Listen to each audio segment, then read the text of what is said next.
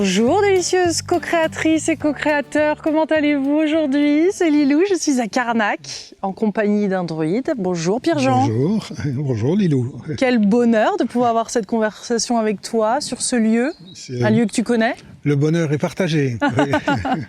C'est un beau lieu, oui, Ouais. tout à fait. Oui. Ouais, y a du monde là autour de nous. Hein. Il y a beaucoup de monde. Pour nous, les lieux sont toujours habités par des présences plus subtiles. Donc on les appelle les esprits de la nature. Il peut y avoir d'autres noms. Mais ils sont toujours là et quelquefois plus présents à certains moments qu'à d'autres. Ouais. Donc là, particulièrement, comme on a ouvert un peu le lieu, oui, ils sont là. Et comment? Donc on va parler druidisme, de l'enseignement druidique. Tu m'as été présenté. La providence, comme tu dis, Oui. hein, nous a réunis. Oui, tout à fait, vraiment, et c'est un plaisir, et vraiment je suis heureux d'être là avec toi et de pouvoir parler de ce sujet-là qui Ouais. me tient particulièrement à cœur. Et oui, et tu le pratiques, tu fais régulièrement des cérémonies, de nombreuses fois par an, sur les lieux. Oui. Et on va parler de tous ces rites, mais aussi des termes, enfin, vraiment de poser le druidisme, Oui. parce que finalement, on n'est pas tellement au courant. Même une partie d'entre nous on ne sait même pas que le druidisme existe encore et a été continué, et que vous êtes rien qu'en Bretagne, France, en oui, Bretagne, oui, quelques centaines. Oh, oui, peut-être même plus que ça, mais en Bretagne, disons, c'est un lieu qui a été préservé dans ce domaine-là. Il y a beaucoup de druides et il y a beaucoup de pratiques. Ouais. Et donc, c'est un bonheur, ce qui entretient un peu Et oui. la présence des esprits de la nature et puis la lumière du lieu. Donc, il y a une présence. Ouais. Quand on arrive sur un lieu comme ici, disons, si on se laisse aller, on est pris par quelque chose. Il y a une présence. Ils sont là. Oui, oui, tout à fait. Ouais. Et ça ouvre des portes, ça permet, disons, des prises de conscience, des interrogations parfois. Ouais. Ou d'être rassuré sur une évolution, sur des choix qu'on a fait. Je suis pas sûr d'avoir bien choisi, et puis je vais dans un lieu comme ici, et puis tout d'un coup, il y a une évidence. Ça Ouais. se pose là. Oui, j'ai bien choisi, et donc je continue et j'avance. Donc Oui. tous ces lieux sacrés là servent aussi à ça. Pour un druide, le monde de l'invisible, il représente quoi par rapport à... Le monde de l'invisible, il Enfin, je veux dire, à représente- quelle proportionnalité sur ton quotidien? Moi, je pense qu'il est là tout le temps et partout. L'invisible, disons, on faisait partie de cet invisible avant de s'incarner. On va à nouveau faire partie de cet invisible après avoir fini notre incarnation. Et entre les deux, on est entouré par tous ceux qui sont restés dans l'invisible et qui tirent des ficelles, qui permettent des rencontres, qui nous aident, qui nous guident, Ouais. qui nous aident à ne pas buter sur les pièges qu'on a mis dans nos incarnations, parce qu'on est capable de mettre plein de pièges. C'est pas très malin, mais c'est comme ça. Et donc, Tu appelles le karma aussi? Un druide appelle absolument. ça également le karma? non, il y avait un nom. Les druides appelaient ça le kroui. Mais ce nom est perdu, il est plus utilisé. Donc le mot karma, il a repris le dessus. Donc moi, c'est très bien. On parle de karma et ça permet d'être compris par tout le monde. Parce que j'étais très surprise en te lisant, parce que bon, il y a un cours, le livre est en cours, donc c'est pas quelque chose qui est à ce moment de l'interview publié, mais qui va l'être. Donc ça, c'est vrai que ça favorise et ça aide une interview pour comprendre encore plus ton univers. Et j'imaginais pas ça aussi vaste, tu vois, complet et aussi actuel et moderne, puisque tu nous parles aussi bien de karma que de l'évolution actuelle et de la brède, et on va en Oui, parler, oui, que oui. des enseignements druidiques, ça très bien, mais de la mort, de Absolument, ces passages, oui, et de la oui, divinité, du divin, et c'est universel. Il y a beaucoup de choses qui Absolument, sont mais universelles dedans. Pour en revenir juste sur le karma, disons pour nous, l'enseignement des druides insiste sur un point particulier. Quand on parle karma, tout de suite, c'est j'ai un mauvais karma. Eh bien non, il n'y a pas de mauvais karma, pas plus qu'il y a de bon karma, il y a un karma tout court. Le karma, c'est l'enchaînement entre une cause et une conséquence. Donc je fais un choix, ce choix implique, disons, le développement ou le déblocage de la situation. Donc on s'appuie beaucoup là-dessus pour interférer sur le karma, être le plus libre possible, parce on s'incarne la plupart du temps sur cette planète avec plein de ficelles aux pieds, avec des boulets partout, avec des valises tellement lourdes qu'on a du mal à les soulever. Et tout ça, disons, on a choisi de venir avec ça pour s'en débarrasser. Et une des façons de s'en débarrasser, c'est d'approfondir cette notion de karma et d'accepter ce qui nous arrive, de regarder nos peurs en face, de travailler sur des points psychologiques qui sont extrêmement importants. Et c'est vrai que la psychologie et le druidisme, c'est un peu la même chose, hein, c'est la vie de tous les jours. Et on a besoin de se plonger là-dedans et de se laisser éclairer par ces notions pour avancer et lâcher tout ça à être le plus possible dans l'instant présent. Oui, parce que quand on parle d'éveil, et forcément on pense druidisme, on pense éveil, on pense lumière, on pense activation de lieux, on pense rite, on pense tout ça. Il y a forcément un développement aussi humain à côté qui est nécessaire pour cet éveil, parce que tu vois, des fois on découvre des êtres qui sont très tournés vers la spiritualité, et puis finalement il y a des bases du fondamental de l'humain qui sont pas présentes, et ça s'écroule, où le spirituel, malheureusement l'ego spirituel va s'infiltrer, où il y a d'autres choses, tu vois, qui après sont bancales, ou inversement, ou... Qu'est-ce que cet équilibre-là fait partie de la philosophie druidique ? Le danger pour nous, justement, c'est de se laisser piéger par l'ego. Et ça, c'est difficile. L'ego, disons, met en avant par des jeux intellectuels, mais l'être humain intellectuel en avant. Et ça, c'est dangereux. Donc, on essaye, il faut vraiment, on a besoin de l'ego. On est dans une société où sans ego, ça ne fonctionnerait pas. Donc, ne cherchons pas trop la mule. Mais quelque part, disons, l'ego est assez nuisible quand on le laisse trop en avant. Il faut être capable, et disons par moment et le plus souvent possible dans la journée, de fermer un petit peu cette espèce d'ordinateur là qui contrôle tout, et de laisser justement l'inattendu, de laisser ce qui se présente dans l'instant se développer, s'enraciner, et finalement nous ouvrir plein de portes, parce que c'est ça la vie. L'ego est nécessaire, on en a besoin parce qu'il est lié au corps humain, mais pour l'évolution c'est plus souvent un piège qu'autre chose, donc attention à ces éléments-là, et le druidisme essaye, disons, d'enseigner cette voie-là. Parce que ça s'apprend même à l'école. J'étais surprise d'apprendre qu'il y avait des écoles de druides sur plusieurs années. Il y a des enseignements, oui. Il y a plusieurs lignées, il y a des enseignements. Oui, d'autres sont transmis, je suppose, de père en fils également. Ou... Pas que, mais oui, pas tout à que, fait. Bien sûr. Ça se transmet de façon complètement inattendue, disons. Et c'est un peu... Moi, j'aime bien citer la Providence dans ces cas-là, parce qu'il y a des rencontres qui se font de façon parfois incroyable, quoi. À quelques heures près, disons, la rencontre n'aurait pas eu lieu. Il s'est passé quelque chose d'imprévu qui fait que je me trouve à un endroit plutôt qu'à un autre, et il y a une rencontre. Oui, mais on se nomme pas druide, je suppose qu'on est choisi, où il y a suffisamment de... Oui, mais on est, disons, le druidisme est une initiation. Donc on commence, quand on chemine sur cette voie-là, souvent on est amené, disons, tiens, je connais un groupe de druides, ils font des rites, on assiste à un rite. Si ce rite, disons, plaît, s'il parle, on revient la fois d'après, et puis on revient. Et à ce moment-là, disons, on fait les premiers pas, on choisit un nom. Donc la prise de nom, pour nous, c'est aussi, c'est une prise de refuge, quoi. Donc on choisit de cheminer sur ce sentier sacré. Donc à partir du moment où on a un nom, on reçoit un enseignement qui est basé sur des transmissions initiatiques. Il y a des prières, il y a des façons de les réciter, il y a des façons d'agir. Ensuite, disons, l'étape après, on apprivoise, nous on appelle ça apprivoiser les dragons, c'est aussi tout un travail qui se fait donc pour laisser la possibilité aux dragons de parler dans nos cœurs et vraiment d'agir avec nous au quotidien. Oui, parce que je vous avais pas dit, chères co-créatrices et co-créateurs, mais nous allons parler dragons, élémentaux, lutins, les éléments du feu, de l'air, du vent, tout ça va venir dans la conversation. Nous allons même parler Atlante. Oui, absolument. Parce que quand même, on place ça dans un contexte, c'est les origines du druidisme, certaines cités druidiques auraient été, sont d'origine Atlante. Nous, disons, le druidisme, c'est la religion des Atlantes. Donc, ça vient d'aussi loin que ça. Alors, par contre, évidemment, je pense que les druidismes, même à la période des Gaules, de tout ça, il fallait 20 ans pour former un druide. Donc, il y avait des enseignements puissants. Aujourd'hui, disons, il en manque pas mal. Les enseignements qu'on transmet ressemblent plus à des toiles d'araignée par rapport à ce qu'il y avait avant. Mais ça fait rien. Il y a quand même beaucoup de points de repère, beaucoup de points d'ancrage et beaucoup de possibilités de réouvrir, disons, ces accès à l'enseignement. Et donc, les Atlantes nous ont laissé ça, c'est-à-dire cette spiritualité, cette lumière. Ils nous ont laissé aussi des êtres de lumière qui continuent à nous encourager, à œuvrer avec nous. Et merci à eux, parce que je crois que sans eux, je ne serais pas là aujourd'hui. Donc, il y a tous ces éléments-là qui font qu'il y a une continuité et qui vient, si on parle de l'Atlantide, ça remonte à très très loin. Par contre, qui dit Atlantide dit disparition de l'Atlantide, puisque c'est ça qu'on a en mémoire tout de suite, la disparition de l'Atlantide. Heureusement, avant de disparaître, elle a existé. Oui. Et donc, mais la disparition veut dire quelque chose. Et effectivement, tout cet archipel qui était grand comme un continent, à peu près au milieu de l'Atlantique, un peu plus au nord.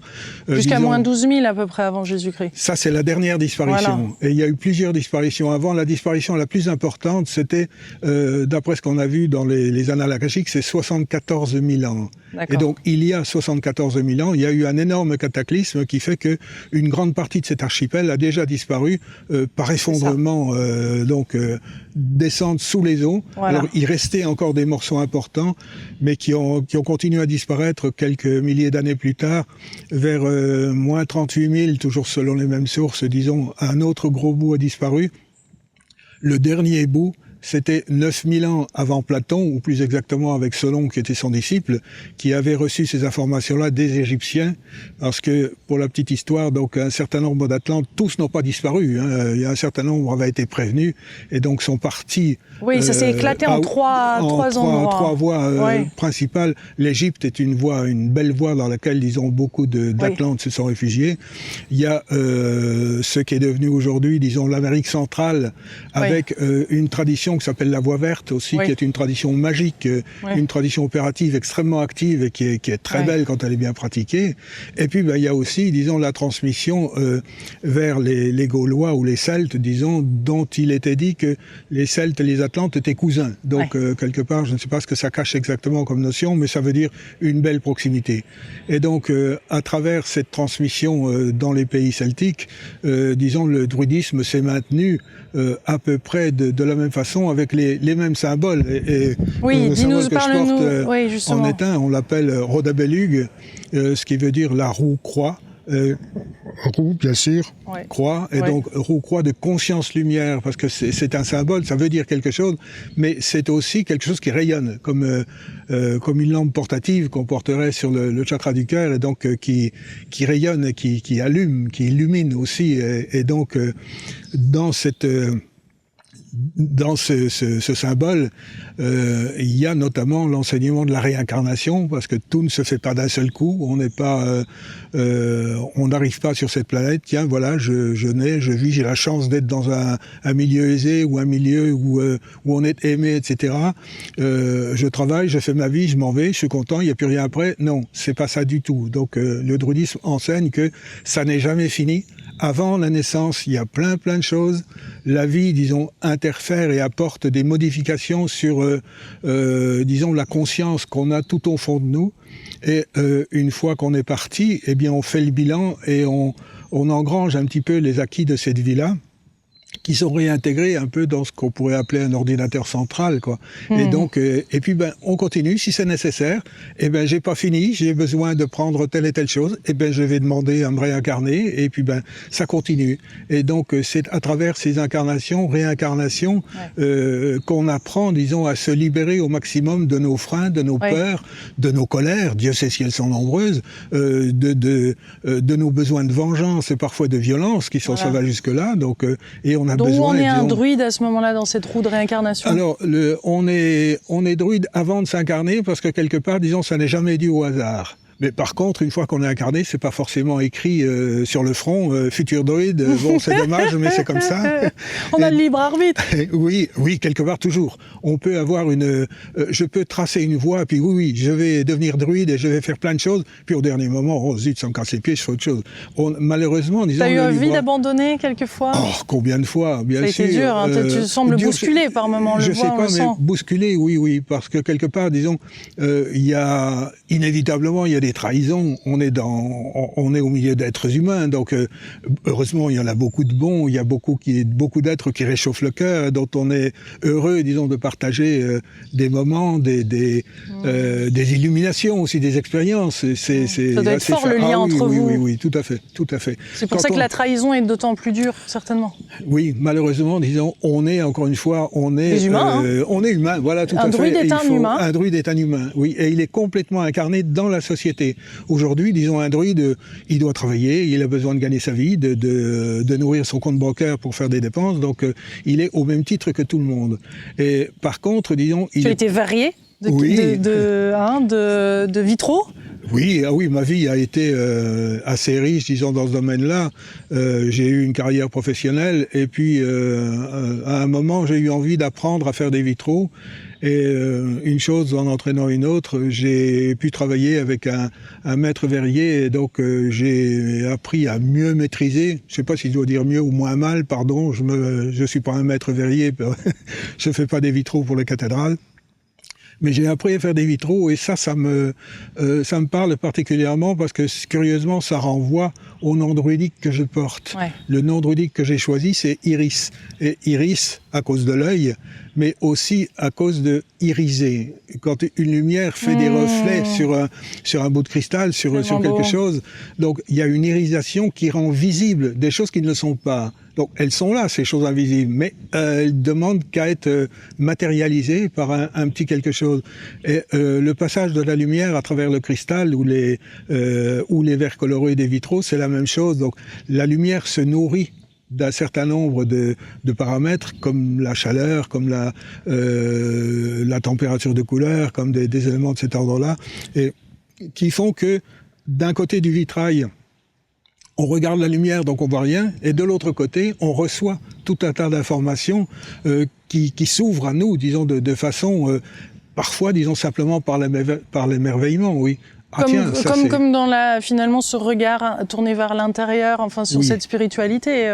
Ça en fait partie, je crois que... C'est là où c'est reflété finalement, en fonction de notre état d'esprit et ouverture, il y a un autre monde s'ouvre à nous. La lumière qui se manifeste comme ça à travers une irisation, donc un arc-en-ciel, disons, quelque part, même s'il est tout petit, c'est une ouverture, disons, de l'enseignement du monde d'en haut dans notre monde. Donc il suffit à ce moment d'être à l'écoute, de savoir ne rien dire, ne rien écouter, simplement. Et écouter cœur ouvert, et il se passe toujours quelque chose. Ouais. Donc j'entends qu'une des plus grandes leçons aussi que tu as eues et dans cette évolution, dans ces étapes d'évolution, était avec tes frères. On peut dire frères druides. Oui, tout à fait. C'est là, ça c'est venu bousculer. Donc en effet, c'est comme si ce karma-là que tu avais décidé d'endosser pour te faire évoluer druide, c'est pas forcément le chemin le plus simple. Ah, c'est pas forcément le chemin le plus simple. C'est prêtre sauvage, comme ça, vous êtes un peu comme ça. Hein.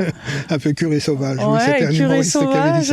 Oui, mais moi j'assume, ça me va bien. Oui.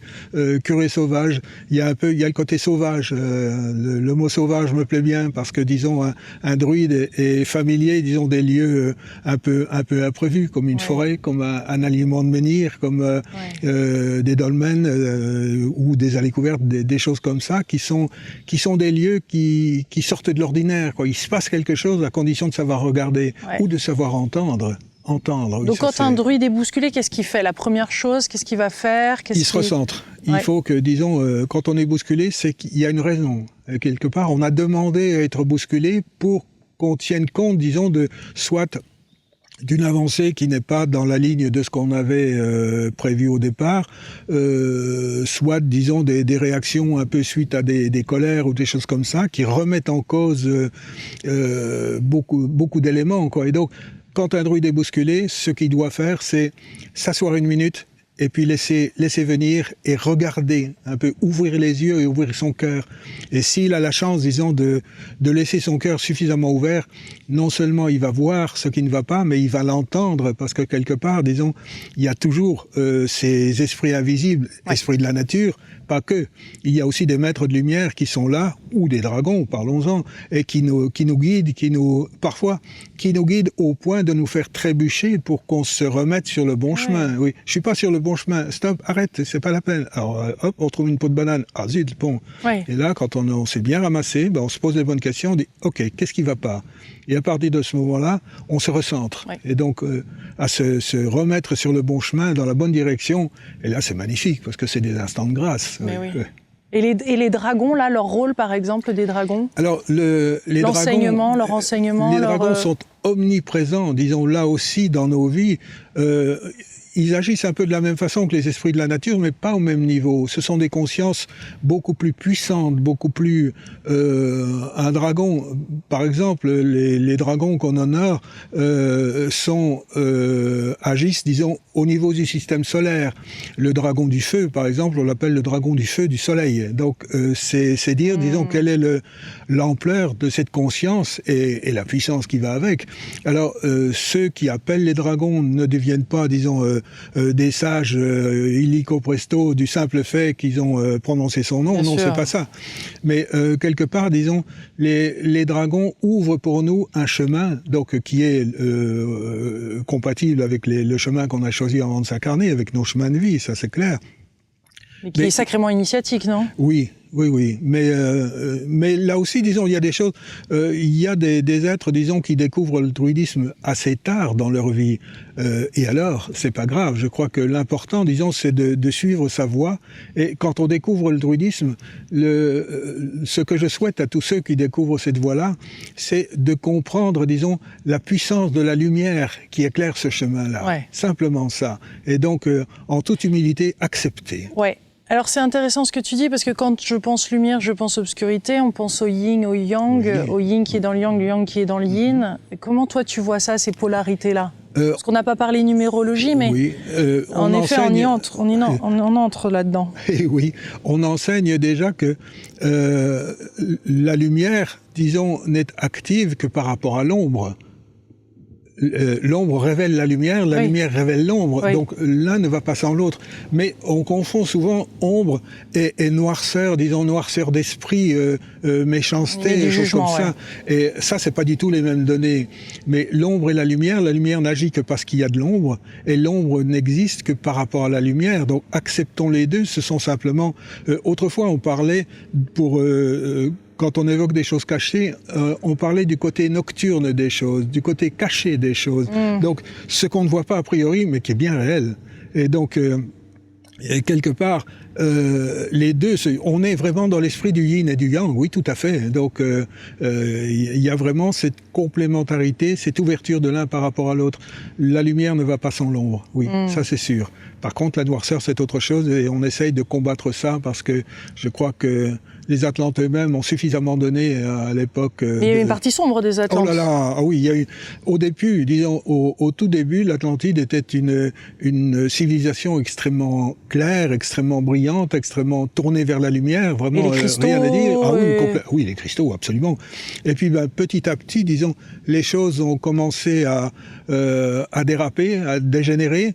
Et donc, on a vu, disons, des êtres qui devenaient opportunistes, qui cherchaient à s'accaparer un peu le plus possible de choses, un peu comme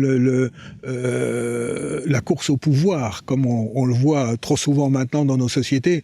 Et puis, peu à peu, ça a amené, disons, des choses de plus en plus noires, de plus en plus sombres, de plus en plus méchantes, voire machiavéliques. Et on a commencé à développer une civilisation qui n'avait plus rien à voir avec la civilisation d'origine. Au point d'ailleurs qu'à un moment, disons, il n'y avait plus que la partie noire de l'enseignement magique ou de l'enseignement des traditions qui était transmis. Et donc, les Maîtres de Lumière ont décidé, disons, de mettre un terme à cette expérience-là. Donc, un certain nombre d'Atlantes, on va dire, qui avaient gardé, disons, la pureté de leur cœur, ont été prévenus et donc ont été mis de côté, si j'ose dire. Et le reste a été détruit en même temps que l'archipel sur lequel ils habitaient. Alors, ça s'est redéveloppé après, donc heureusement, disons, les choses, mais de façon inégale. Il y a eu une partie blanche qui a repris le dessus ponctuellement dans des petites zones, et puis la partie noire qui a continué à se développer. Donc, ce qui a amené une nouvelle disparition de cette partie-là. Donc c'est pour ça que si on regarde, disons, l'histoire de l'Atlantide, il y a au moins 3, voire plus, 3 ou 4 vagues de disparition importantes qui étaient nécessaires. Mais aujourd'hui, disons, les sociétés dans lesquelles on vit aujourd'hui, elles sont ce qu'elles sont, mais elles sont le résultat, disons, de ce qu'il a resté de l'Atlantide, plus d'autres personnes qui n'étaient pas directement liées à l'Atlantide, mais qui font partie de Gaïa, notre Terre aujourd'hui. Donc, et on a cet impératif de transmission de la lumière, des connaissances. C'est là où on en est dans notre évolution. Oui. Et à Brede, absolument. Et à Brede, disons, ça s'applique à la société d'une part, donc puisque c'est la raison même de la société. On travaille, on œuvre. Il y a plein de possibilités, il y a plein d'embûches, il y a plein de pièges, il y a plein de choses pas très propres, mais il y a aussi beaucoup de belles opportunités. Mais à Brede, c'est aussi, disons, ce qu'on est à partir du moment où on s'incarne dans un corps. J'arrive dans la société sous la forme d'un nourrisson. Bon, j'ai plus ou moins choisi les parents dans lesquels, dans la famille desquels je m'incarne. Oui, c'est vrai. Je dis plus ou moins parce qu'il y a des tas de correctifs. Mais en gros, c'est comme ça que ça se passe. Et le fait d'être physiquement incarné, les 2 pieds sur notre terre qui nous porte, qui est un être divin pour nous et qu'on respecte et qu'on salue. Et qui est vivant. On est à Brede et donc on interfère à travers les choix qu'on fait, à travers ce qu'on fait de bien et de moins bien, enrichit notre conscience profonde. Et c'est de cet enrichissement-là que naît une période où on va être plus libre, voire totalement libre, que nous on appelle l'éveil. Bon, il y a d'autres noms. Alors, à un moment, tu mentionnes, parce que moi, quand je pense druidisme ou ancienne, on va dire, civilisation, on pense à prédiction. Et à un moment, je lis que la Terre n'est pas supposée rester. Alors, que finalement, il est temps là d'y aller. Oui.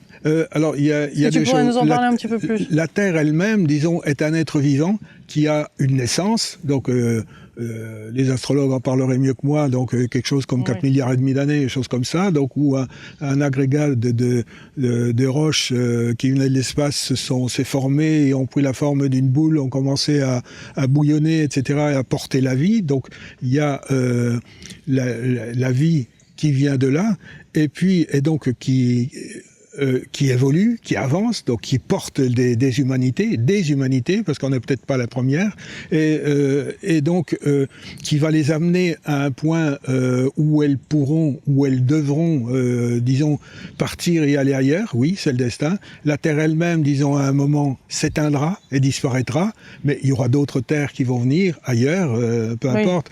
Donc il y a tous ces éléments-là. Mais il y a aussi, disons, les Atlantes ont eux-mêmes, disons, une naissance sur cette terre, donc le moment où ils ont commencé à arriver, et on s'en rapproche, le moment où ils vont commencer à partir. Oui, mais c'est ce qu'on appelle le processus d'ascension, non ? Pas que. Pas que. Oui, il y a dans ça, il y a le processus d'ascension. Malheureusement, disons, tous les êtres aujourd'hui qui sont incarnés sur Gaïa, ne bénéficieront pas de cette ascension, et c'est dommage. Peu importe. Mais quelque part, ceux qui sont capables, disons, d'ascensionner, pour le terme qu'on utilise habituellement, vont devenir des maîtres ou redevenir des maîtres, certains l'étaient déjà, et donc vont reprendre leur fonction de guide éclairé d'une humanité ou des humains ou d'un groupe d'humains, peu importe l'échelle, mais pour les amener, le but est toujours, disons, de se rapprocher de la lumière, d'avancer vers cette source-là, qu'est la lumière divine. Et donc, oui, aujourd'hui, disons... Alors, la Wen, c'est le divin en mouvement. Oui, tout à fait. Oui, tout à fait. Donc, la Wen, c'est la source de toute lumière pour nous. Oui. Alors, on peut l'appeler autrement, mais les druides l'appellent la Wen. Et moi, c'est un terme qui me va bien. Et donc, petit à petit, disons, on va se tourner tout doucement vers la porte de sortie. Et pour beaucoup, disons, retrouver l'endroit qu'on a quitté avant de venir. Oui. Plus ou moins. Mais ce ciel-là, disons, il a un nom aussi. Non, ça peut être dans un siècle ou dans bon, les derniers partis seront partis, disons, d'ici 2 siècles et demi ou 3 siècles maximum. Donc, il va y avoir un gros trou, disons, dans le nombre d'humains atlantes incarnés sur cette terre. Ils vont être remplacés par d'autres personnes. On croit savoir qui c'est, enfin, d'autres personnes, d'autres êtres, pardon. Ceux qu'on appelle les anges, qui accompagnent les humains depuis très longtemps, ont souhaité faire l'expérience de l'humain incarné pour découvrir les sentiments, les émotions, qui sont des choses qui leur sont complètement extérieures. Et pourtant, à côtoyer les humains, c'est pas si extérieur que ça. Donc ce sont eux qui vont prendre la suite de l'évolution et porter la société plus loin avec d'autres prérequis, si j'ose dire. Disons, ils ont leur histoire, ils vont donc interférer dans l'évolution en apportant des choses fortes, en apportant aussi des choses peut-être plus fragiles, peu importe, ça fait partie de l'évolution et donc c'est eux qui vont reprendre. Alors les Atlantes, que vont-ils devenir dans tout ça? Eux vont s'en aller. Par contre, ils vont aller quelque part et on sait où est ce quelque part parce que c'est du lieu duquel on vient, c'est-à-dire c'est d'une constellation, donc c'est Orion, la constellation du chasseur. Et donc, qui a été très prisée quand même. Ah, complètement, et depuis dans toutes les civilisations, depuis toujours. Oui. Pas uniquement chez les Égyptiens, on trouve la même chose en Amérique centrale, on trouve Orion a été... c'est un terrain de guerre, quand même. En Allemagne du Sud, on trouve, disons, beaucoup de représentations dans lesquelles on mettait Orion presque systématiquement. Alors qu'il y en a d'autres, des étoiles, et même parfois des très brillantes, mais Orion était mis systématiquement comme pour montrer, disons, comme pour montrer du doigt. Regardez bien. Souvent, on en parle en ce moment pour dire qu'il y a un véritable enjeu, justement, à ce niveau-là, et tout dépend de ce portail-là. Absolument. S'il est pris d'assaut par l'ombre ou pas. Non, il ne le sera pas. Par contre, disons, les passages d'une constellation à l'autre ne sont possibles qu'à certains moments. Et donc là, il y a, j'ai envie d'utiliser le mot fenêtre de tir parce que c'est peut-être ce qui parle le plus. Il y a une fenêtre de tir qui se présente et on va pouvoir, disons, refaire le chemin inverse et retourner vers Orion et à nouveau, disons, vivre d'autres évolutions sous la forme de corps humains qui ne seront pas la forme des humains qu'on connaît, il y en a d'autres, mais on va continuer, disons, l'évolution en reprenant, disons, certains éléments là où on les a laissés. Donc comme si la parenthèse de l'Atlantide était un petit moment dans l'évolution de l'échelle de l'humanité, quoi. Parlons des élémentaux et de l'esprit de la nature. Alors, mais avant ça, j'avais envie de quand même la relation des druides aux astres. Enfin, je veux dire, c'est énorme, toutes les pratiques, etc. Vous vous retrouvez à un moment précis de l'année. Il y a quand même un alignement des planètes. Je veux dire, vous avez une relation aux astres qui est très présente. Oui, 2 planètes, encore que la deuxième n'est pas une planète, mais pour moi, c'en est une, peu importe. Disons, il y a quand même 2 planètes qui dominent. C'est le Soleil, donc qui est le centre de notre système. Et quelque part, dans nos rites, on fait toujours référence au Soleil. Alors, que ce soit parce qu'il arrive à son point le plus fort, le plus haut, au niveau du solstice d'été, ou parce qu'il arrive au contraire à son point le plus bas, là où symboliquement on enterre le soleil pour laisser vivre le Mabon, le soleil nouveau qui arrive. Donc l'évolution ne se fait jamais sans soleil, mais on laisse le soleil vivre, grandir, naître, grandir, puis vieillir et mourir avant de renaître. Donc le soleil est le point, disons, de ralliement de tous nos rites. Mais il y en a un autre aussi qui est important, c'est la Lune. Donc on lui donne un nom, pour nous la Lune c'est Don Mordion, c'est le nom de l'esprit, disons, qui est un esprit extrêmement puissant, on pourrait dire un dieu, c'en est un, mais disons d'une puissance peut-être sans rapport avec ce qu'on met sous le mot Dieu, dans lequel nos anciens avaient tout un panthéon, c'est plus puissant que ça. Et donc Don Mordion, disons, intervient dans nos quotidiens, dans la mesure où on le lui demande, bien sûr. Donc il y a aussi toute cette approche, les rites il y a toujours un feu dedans, donc qui renvoie à la lumière du soleil, mais pas que. Le feu, c'est aussi le messager entre nous et les, on va dire, les sphères supérieures. Et donc, en demandant le monde au feu, des esprits, on peut oui, dire. Oui, tout à fait. Ben, le feu, disons, on demande à l'esprit du feu de bien vouloir porter nos demandes. Voilà. À chaque rite, disons, on met dans le feu une demande. Donc, c'est des demandes individuelles. Bon, j'ai besoin de ça et de ça, ça m'arrangerait de l'avoir, merci. J'ai ma famille, j'ai des amis qui sont mal en point, qui ont besoin d'un coup de main, on le demande. Et d'autres plus universels, et puis, on va vers l'universel, c'est-à-dire vers l'humanité a besoin, disons, de s'ouvrir. Et donc, c'est pareil, Don Mordian, disons, réagit à toutes ces demandes-là, dans la mesure de ce qui est possible, parce qu'on peut pas avoir tout et le contraire. J'ai choisi, disons, une incarnation difficile, parce que j'ai besoin d'en baver, j'ai besoin de me sentir vivant de cette façon-là, parce qu'il y a comme ça que j'avancerai.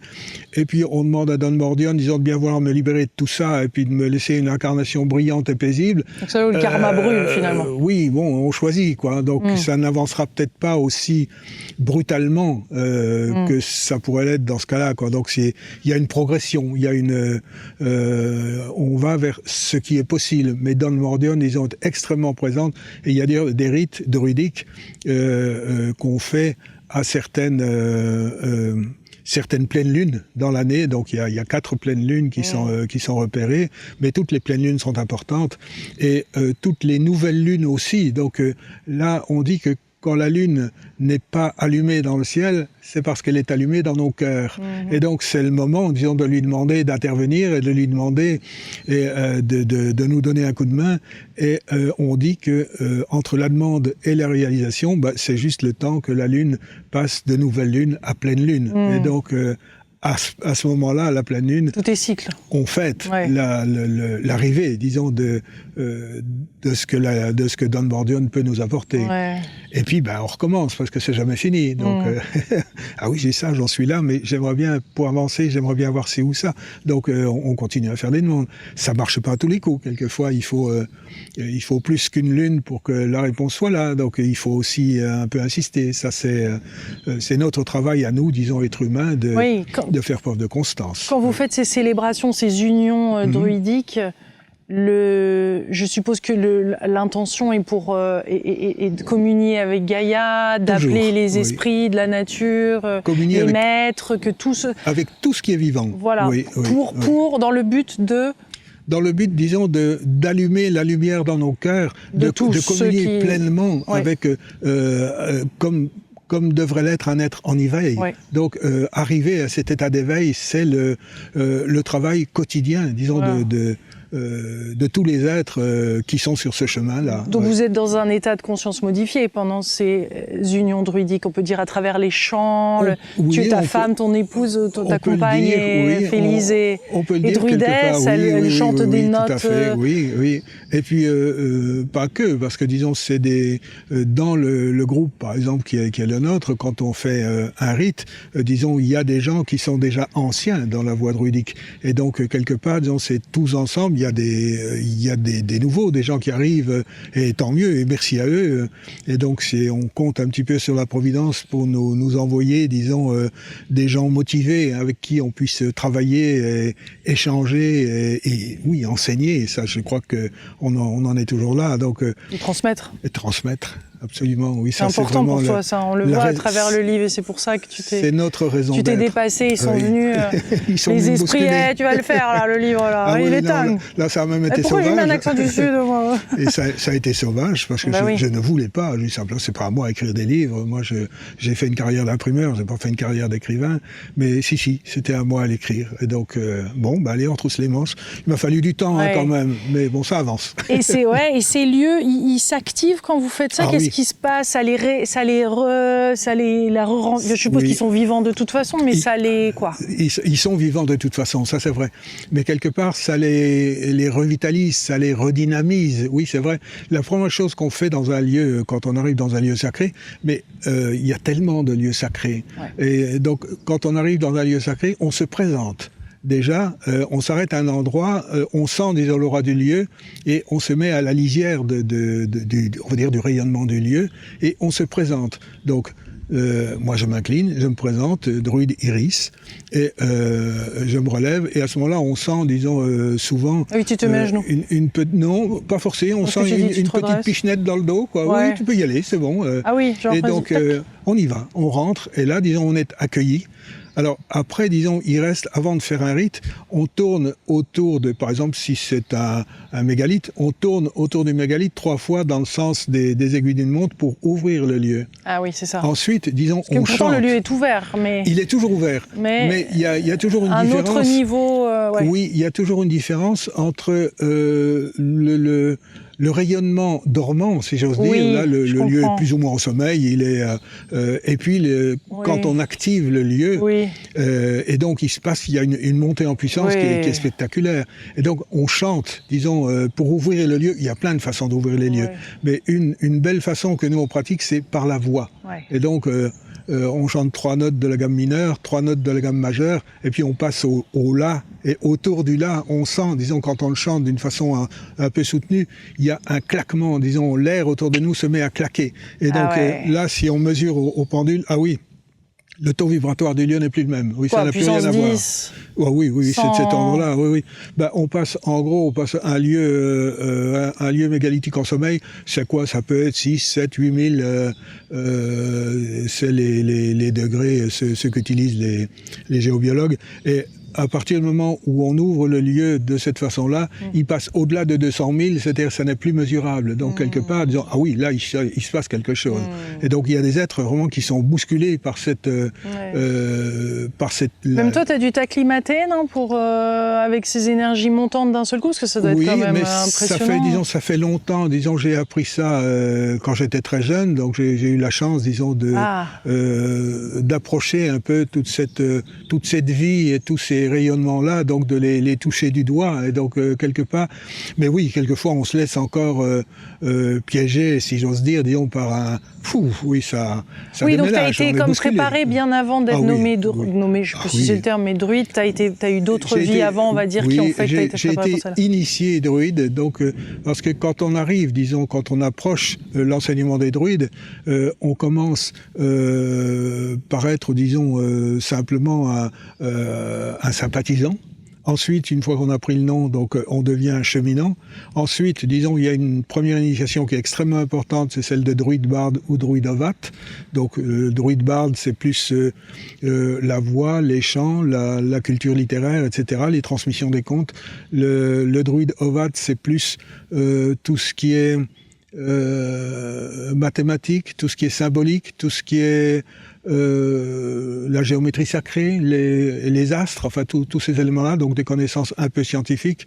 Et au bout d'un certain temps, quand on a, on va dire, ça peut être 5, 6 ans, 8 ans, voire plus, il n'y a pas de limite, à un moment, on se sent prêt, et donc là, on demande au druide, qui est le druide référent, on l'appelle le sanglier, donc de pouvoir bénéficier à l'initiation druide. Et là, c'est une étape qui est extrêmement importante.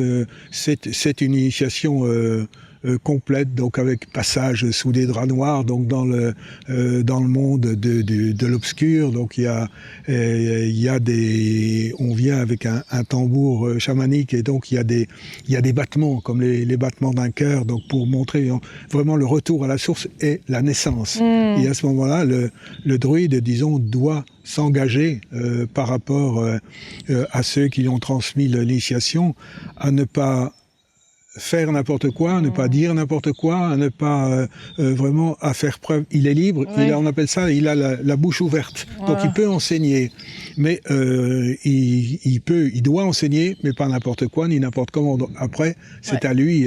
Et comment vous gardez cette ouverture sans qu'il y ait cette fermeture, tu vois, de sociétés plus secrètes? Comment vous faites pour... Et je suppose que certaines lignées ont dévié.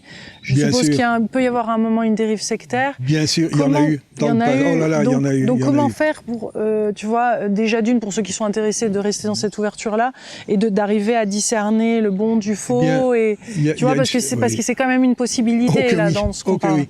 Par contre, disons, il y a une chose qui nous aide beaucoup, et que les astrologues connaissent bien, c'est que on vient d'arriver on va dire, dans l'ère de la communication. On est vraiment, disons, le signe astral, disons, sous lequel l'humanité est en train d'évoluer, et implique, disons, un changement de conscience complet. Donc, on est beaucoup aidé par le fait que la nature elle-même, la providence elle-même, disons, nous ouvre des portes pour rester nous-mêmes, pour rester, disons, humbles, pour ne pas être pris par ces dérives de puissance, de pouvoir, oui, parce que c'est tentant, hein, l'être humain est ce qu'il est. Hein. Ouais.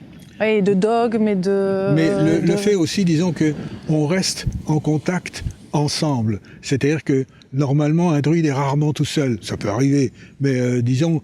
on a toujours des gens autour de soi qu'on connaît, avec qui on échange, avec qui, disons... il y a cette ouverture dans l'échange, il n'y a pas comme des strates qui fait que ça bloque l'échange est ouvert. Druide, disons, on appelle ça druide sacerdotal. Pour nous, disons, c'est un titre majeur, quoi. C'est une noblesse, quelque part. On est druide, il n'y a rien au-dessus. Et donc, quelque part, il y avait autrefois, disons, un titre qui était le grand druide. On a eu des traces d'archidruide, des choses comme ça.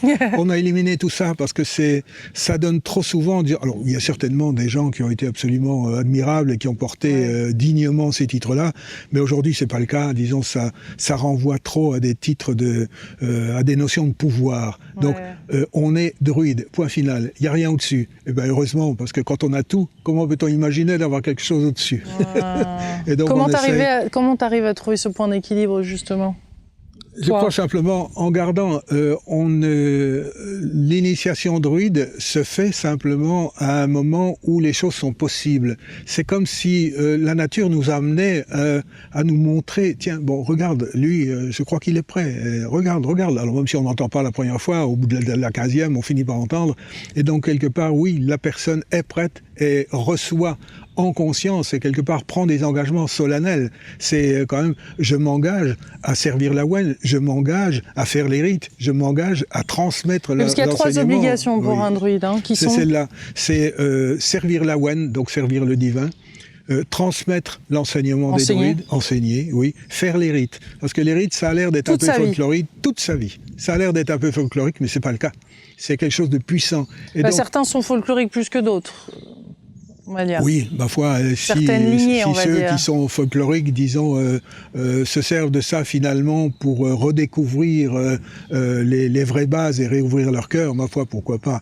Donc, mais oui, c'est vrai, disons, les rites ne peuvent pas être un folklore. C'est pour ça qu'il y a tout un cheminement. On commence par remercier les esprits de la nature, de leur présence, de continuer à les appeler, leur demander, disons, de venir intervenir. Parce qu'on parle d'ondine, on parle de lutin, on parle tous ces êtres-là, alors que ce soit ceux du feu, les farfadets, ceux de la terre, les lutins, les gnomes, les vouivres, le feu, les salamandres, l'eau, les ondins, les ondines, les elfes, les esprits de l'air, et ils y sont tous. Et donc, ils interviennent tous en fonction de leur spécificité, mais ils sont tous là, et ils sont pas en train de se chamailler entre eux pour savoir qui va être là ou pas. Donc on les appelle, ce qui nous permet, disons, de les appeler dans leur globalité. Donc la première chose qu'on fait avant de faire un rite, c'est déjà de les remercier de leur présence et de les inviter quelque part à se sentir chez eux, si j'ose dire, avec nous. Et donc, oh que oui, ça marche. On voit parfois, disons, des manifestations assez inattendues, assez imprévues, comme il m'est arrivé il n'y a pas si longtemps, on était sur un lieu où on a voulu justement honorer les esprits de la nature. On est à peine arrivé. Ils savaient bien sûr qu'ils savaient qu'on arrivait. Il y a eu une pluie de feuilles qui étaient colorées. C'est un arbre particulier qui a lâché presque toutes ses feuilles en même temps. C'était magnifique, quoi. C'était une pluie de feuilles dorées. Et donc il y a des choses comme ça. Il n'y a pas eu que ça. Mais si on est un peu attentif, on voit, disons, qu'on n'est pas seul dans la nature. Et et ils sont là. Les esprits de la nature, ils sont. Comment on peut apprendre à plus se relier à eux, nous, dans notre quotidien? Par exemple, il y a une façon très simple, on parle beaucoup des fées. Ah oui, les fées sont omniprésentes. Eh bien, on peut, par exemple, s'asseoir près d'un endroit où il y a un petit ruisseau, un peu d'eau, ou beaucoup d'eau, ça peut être au bord d'un lac, après tout, c'est pas un problème. S'asseoir simplement, les appeler et leur faire une petite offrande. Alors une petite offrande, parce que l'offrande c'est toujours au niveau symbolique. Par exemple, nous, il n'est pas rare qu'on offre quelques graines de sésame, mais on va offrir quelques graines de sésame, pas 1 kilo, ça sert à rien, disons, parce qu'après on provoque l'effet inverse. Le gaspillage, disons, est vraiment le summum de l'horreur pour les esprits de la nature. Donc on leur fait une petite offrande, on laisse venir, et puis peut-être le premier jour, il ne se passera rien. Mais le deuxième ou le troisième jour, quand on revient, on voit tout d'un coup un rayon de soleil qui vient éclairer un endroit particulier. Ah oui, alors regardez cet endroit particulier, parce qu'il n'est pas rare que l'effet soit là. Et donc à ce moment-là, disons, quand elle se montre de cette façon-là, un échange est possible. Alors on l'entend ou pas, peu importe, mais l'échange est là. Dans son cœur, il est là, oui. Parce que quand on est au contact de ça, de l'invisible, hein, Comment on se relie à ça pour justement les voir, les entendre? Quels sont les autres mécanismes qui sont différents de cette réalité-là? Faire le silence. Ouais. Et déjà, ça c'est absolument important. Donc, on peut appeler ça méditation, oui. Fermer le plus possible, disons, cet ordinateur fou là qui tourne tout le temps dans nos têtes. Et au fur et à mesure qu'on arrive déjà à le ralentir, c'est déjà pas mal. Ça permet, disons, de s'ouvrir à ce monde-là, parce qu'on est naturellement ouvert à ce monde-là. C'est une de nos dimensions. On l'a oublié au moment où on s'est incarné, parce que il y a vraiment, on passe le fleuve de l'oubli, et puis zut, on a, comme son nom l'indique, on a tout oublié. Mais c'est dommage, parce qu'il y a des tas de choses, disons, avec lesquelles on sait vivre depuis des éternités, et qui malheureusement nous redeviennent complètement étrangères. C'est bon de s'en rappeler au fur et à mesure aussi. On apprécie. Quand on arrive à faire un petit peu le silence, quand on arrive à être dans un état un peu méditatif, on peut réciter une prière. On transmet des prières qui sont extrêmement actives, extrêmement puissantes, donc qui ouvrent des clés. Donc on peut se servir de faire un petit feu, par exemple. Un petit bout de feu de rien du tout et brûler un papier sur lequel il y a une demande par rapport à ces faits-là. Je voudrais simplement rentrer en contact avec vous et essayer, disons, d'être honoré de vos présences. Parce que le rôle des faits, on peut dire, c'est quoi? Il est dans tous les domaines. Par exemple, on parlait de cristaux tout à l'heure. Il y a une fée qui est spécifique, disons, la fée des cristaux suspendus. Alors ça, c'est un nom qui est absolument magnifique. Et quelque part, disons, pourquoi ce nom-là? Parce que le cristal, quand il se met à vibrer, disons, il ouvre tellement de portes, tellement de conscience, il peut régler tellement de problèmes que c'est vraiment, c'est un diapason à lui tout seul, quoi. Et donc, il y a des clés il y a des faits pour le cristal, il y a des faits pour tout. Il y a des faits qui aident à la croissance des plantes. Il y a des faits dans tous les domaines. Et donc, on dit d'ailleurs que c'est grâce aux élémentaux, aux esprits de la nature qu'on est vivant et enraciné sur cette planète. Comme si la matière, sans elle, aurait été simplement la coexistence d'un certain nombre d'atomes ou de molécules et sans interaction possible. Les faits permettent la cohérence et ça change tout. Et donc, intervenir avec les faits, ça permet, disons, de rentrer dans la cohérence, y compris la nôtre. Et les ondines, alors? Pareil, on est dans le domaine de l'eau. Donc, l'eau, c'est justement, c'est un des domaines qui est magnifique, mais tous les éléments sont magnifiques. C'est tout ce qui vit, tout ce qui brille, tout ce qui chante dans la nature. On dit que les ondines chantent dans la nature. Oh que oui. Et donc, tout ça, disons, ça nous ouvre des portes. Je crois simplement. Des portes de conscience. Ah oui, complètement, des portes de conscience. Et quelque part, disons, ça nous permet de nous recentrer, de continuer à se donner le droit d'aller plus loin. Comme les faits, on peut dire, mais c'est minuscule, c'est sans importance. Il y en a beaucoup plus grandes que d'autres, faut pas croire. Mais non, les faits ne sont pas minuscules dans leur action, elles sont extrêmement importantes. Et je crois que quand on se donne la peine de se réouvrir à ces présences-là, disons, on se réouvre à la conscience globale, à la conscience de tout le divin en action dans notre planète. Et ça en fait de l'énergie. Ouais. Même les lutins, hein? Tout à fait, tout à fait.